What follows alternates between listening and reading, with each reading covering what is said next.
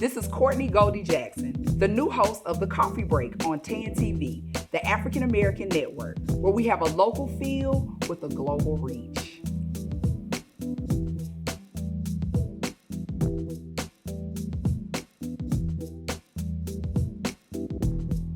Hello, this is your girl Goldie, and welcome to The Coffee Break. Today we have Dr. Cynthia Warrick.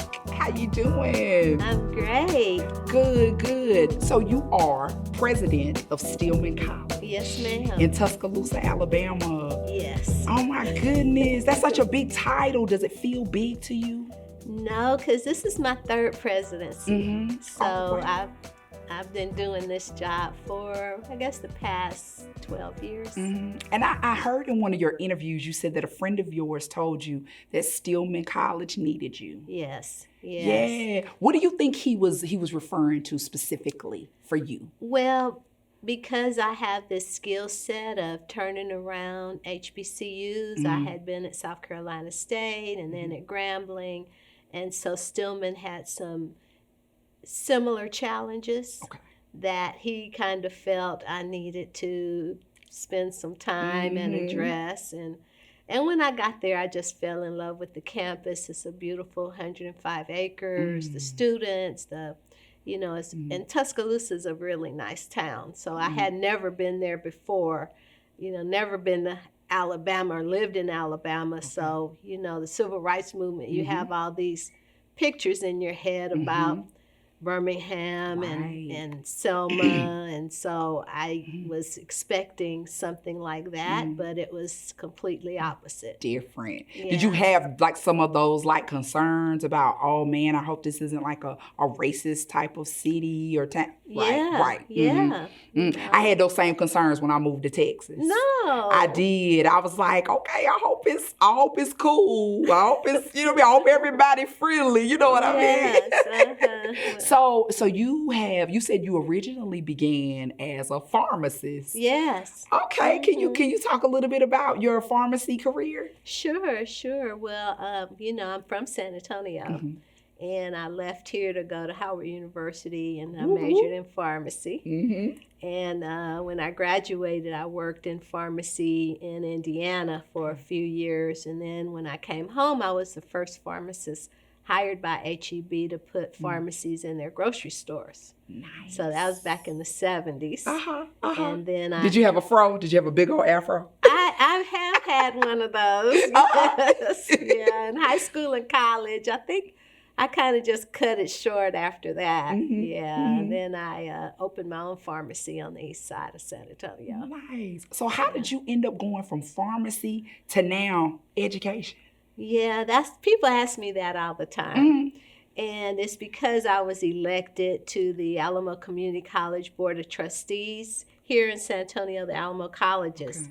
So I became a trustee, and after about 3 years dealing with some of the district's issues, diversity was a big issue, finances, educational quality, all of these things for the community colleges here in town.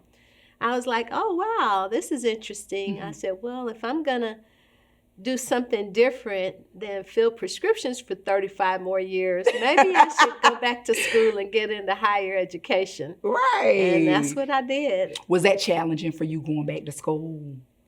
Not really, because pharmacy school is the hardest school I've ever been to, so everything else was easy compared to that. Yeah, I went back and got my second bachelor's when I was like 33. And even though like I'm one of those people that could, I'm easy to get along with, but it was just kind of, it was awkward a little bit at first because like I'm sitting in class with 18, 19-year-olds.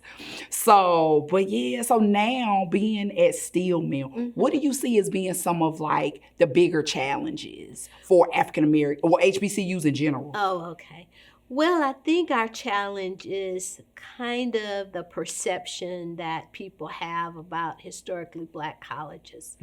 I think that now that students can go to majority schools, that many of the top students and certainly middle class and upper class Blacks tend to go to the predominantly white institutions, the big universities. And what I found is, and even at Stillman, is that those places don't love you like we do. I'm telling you, you know that is the absolute truth. Yeah. For real. I went to UNC Chapel Hill to start out with a PWI. And, you know, it was cool. It had a big name. But when I went to Fayetteville State University is when I became known by my professors and had relationships with my professors. Yeah. And they wanted you could just tell it was different. They just wanted you to win. Right. Yeah. Yeah. I mean, it's a better environment to grow up because you can be yourself. You don't have to be who they want you to be. So you can be yourself and excel and then have lots of leadership opportunities. And that's the main thing. You know, my dad wanted me to go to the University of Houston when I graduated. And he was like, oh, they just integrated and they have a pharmacy school. And I was like, you know, I don't want to do that. I don't want to be the only one. Right. I want to be somewhere where I can be me. And I would never have excelled in student government and organizations, you know, be the president of, you know, the Student Pharmacy Association and other things like that if I had gone to a white school. So at an HBCU, what we do is really prepare leaders. And I think history has shown that with more doctors and lawyers and business owners coming from HBCUs, because what we find out is when you go to those big schools, they kind of discourage your dreams. I had a young lady calling me from the University of South Alabama. Her sister attended Stillman. And she was like, at first she wanted to major in pre-med and be a radiologist.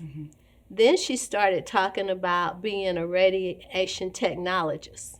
And I was like, child, you don't need a degree for that. Right. I mean, why are you giving up your dreams? You know, don't let people discourage you. And so I think what HBCUs do for us is the culture is embraced. We're embraced, and they make you feel at home and capable of doing whatever, because the books are the same. Exactly. You know, everything else is the same. It's just who it's coming from. Yeah, but, you know, we can celebrate our culture and be ourselves. And then once you're there and you go into these larger schools for graduate and professional schools, you learn how to code switch. So you learn who you are, and you learn what environments you can be you in, and what environments you got to be something else. Yeah, you know. You got to have your work voice on when you're talking to people. Exactly. Yeah. So then I think that's what's happening today. That a lot of young people don't know that, and so they really should choose an HBCU so they can get that support, grow up. You know, be more mature and confident so that they can excel and be proud of who they are. Absolutely. Yeah. So as a person in a position of leadership where everybody's coming to you for guidance and please, I need help me. Yeah, you know that. Where do you go when you need leadership and guidance? Oh, wow. That's a good question. You know, I have a really smart husband. He's got a PhD and an MBA, you know, and he's very smart. And so I can bounce things off of him. And then, of course, I have friends and colleagues that I can talk to, and we kind of commiserate. But I seem to be the person that everybody comes to. Because you're very easy to talk to. Is that it? It is, yeah. Watching your interviews on YouTube, it's just like you kind of light up.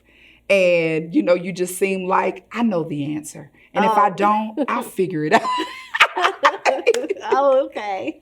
Yeah. So what is some advice that you would give someone who may say, you know, I have these dreams and I'm thinking about going to college, but I'm not sure. It costs a lot of money. I'll be in debt. What would you say to them? I think that college helps you grow in more ways than thinking about a job. I think it helps you define your future career. I think a lot of young people today, they kind of think they want to do something, or they just say something they heard someone or parent might have said, you ought to be an engineer. And they're like, oh, okay. And then you ask them, what do you want to do? And I was like, I want to be an engineer. And then when I'll ask them back, well, why? You know, where did you get that from? What kind of engineer? And then there's kind of like, oh. So I think they just need to go to college and kind of let college help guide them. Let the courses, let the faculty kind of guide their interests and the opportunities. Like right now, I have 6 students doing research in La Jolla, California. All expenses paid at the Salk Institute. Nice. So they're in world-class research institutes, learning what that environment is like, working on solutions to some diseases that, you know, people don't have solutions for. And so that kind of helps open their eyes. So I think all young people, when you go to college, don't just go to class. Right. Take advantage of everything, Right. all of the opportunities. Certainly I heard you talking about the Divine Nine, doing that, you know. Going into a Greek organization, right. Getting your community service in, understanding what serving the community is all about. Right. You know, all of those things you do on a college campus, as you know, and it makes you that whole person. So that when you do graduate, you kind of know yourself. And you kind of have a better understanding of what you want to do or the opportunities to do. Because there are many jobs today that didn't exist 20 years ago, but yet young people coming out of high schools today are still looking at the same majors. The same, yes. Yeah, exactly. they're still like, oh, I want to be a nurse. Oh, I want to be a doctor, lawyer, and this. And if there is just so much more out there that, I mean, they just have the world to consider. Right. And so college helps you explore all of these new opportunities. Right. So that you can really do something different and really define what fits your personality and your interests. Great. Thank you so much for coming on today. Thank you. I feel like I'm so enlightened and I know so much more. I'm not going back to school right now though. No. I'm not going back to school right now. I might end up, but not now. Oh, no. Well, you know, we're lifelong learners. You don't necessarily have to go to school to learn. You can do lots of other things to build on those experiences that you have and build on your degrees like certifications and badges and various things like project management, cybersecurity. You know, there's all kinds of things that you can build or go back and teach. Right. You know, we need teachers today who have experience. Look, Dr. Warrick, I might be calling you. We need to. Right. We teach communications at Stillman, so it'd be great to have someone like you as a role model for young people that I might want just to be drop on TV. in. Thank you. I might just drop in here and there. Yes. Oh man, well thank you so much for coming Thank on. This has been awesome. It's really an honor. It's an honor to sit down and have a conversation with you. Well, Thank it's you. glad to be home and glad to help you on your new set. Yes, So as the new host of Coffee Break. So proud of you Thank and you. all the things you're doing in San Antonio. So that's great. All right. Well, thank you guys for joining us again on Coffee Break with your girl Goldie. And we just want to thank Dr. Warrick for coming on and sharing some of her expertise today. And we'll see y'all next time. Bye-bye.